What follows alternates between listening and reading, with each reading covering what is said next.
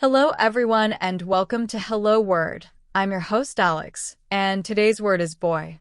It's an A1 level noun meaning a male child. A boy is a young male person, basically the opposite of a girl.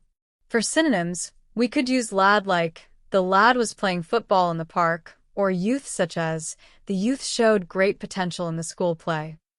Antonyms would be girl, for instance, that girl is very talented, or woman as in, the woman is a successful lawyer.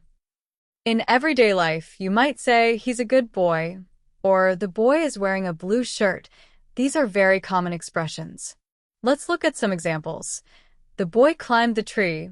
He was a shy boy, and there is a boy over there.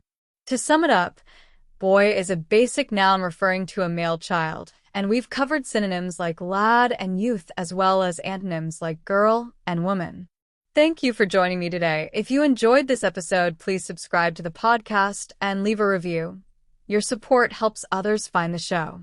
Finally, why don't you create your own sentence about boy and share it as a comment under this video?